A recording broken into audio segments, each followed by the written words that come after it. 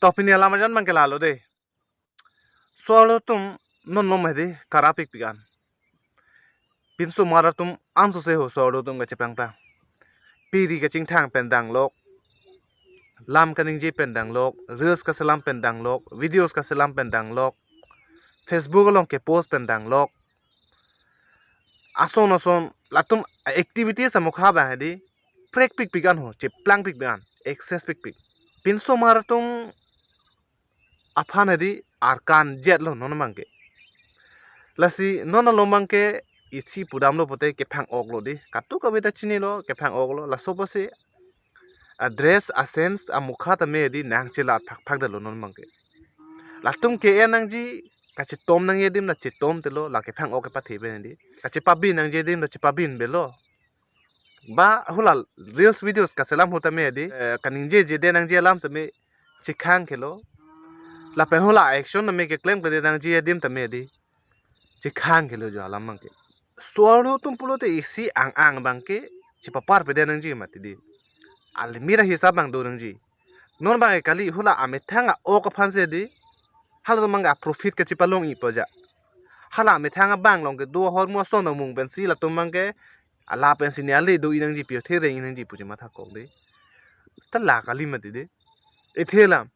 So pin so tum le kona de underwear pack pen photo chi post bulong te jumi me junu no lo da ke apu abe ami abe ta ho ha matha abe ta ho ba kopilo ho incham da ho kopilo ne puet podi ala underwear pack jo ne underwear e pack ilo go jo ne photo ka chikli jo ne lo la bangke komentu ne ka keting ni pen ha pe ne goson ho chen che mari tek ni de pang ko wang pulung te ais arling hai ta kathi rak ta ke thek the di chilang le bon lai ke se solo to mangke mentu ne ke ha milum bom paklang era pak mentu ne ke ha aning pachone era pak mentu ne bang ke ha king tham lung wi pak mentu ne bang ke ha pok thap palok wang pak mentu ne bang ke ha simit so jing choi lok pak di lanta anke dag bang chi pudun por very hot very nice so beautiful diligent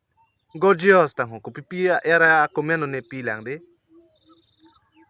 ante la ke equality lo mante genders equality lo mante lage di isi ke manghunda me medo edi lasi lason bangke chok chimate pinso maratum ningkon la puana cyclem kli pulodang te alu sumaratum mangke kachipa binang je di mang chipa binang je di non mangi kali reels le salam ta ice cream ke chochot ta ingju pok pok puta padola reels video ke bangyar ke kane palang me si pene hidama pak se kachi juk chipati rong di a ke ong dung tum bangke bang reels video ke kane palang me amam ke pang duk pensi lason kachipa femi la tum bangke apok thap chipa klang pensi kachipa femi la puson tum ta du jo ining che pachon rui tingai nang ne imilum bong che ek bang tingai nang ne la penang par bang ke epok tham chi lung bang tingai nang ne eking tham chi lung bang tingai nang ne tangka maha pawang I phan bangke fans followers la hai kar I jo ne ake ong dung so ro tum bangke simit so pek pak veji ho photo che click ta di ke jeng jai pa yong se upload lo purute ang chama phu ga ve phu eng nu amida ve dat bon a hemang jir pie ve bon a pai ve bon di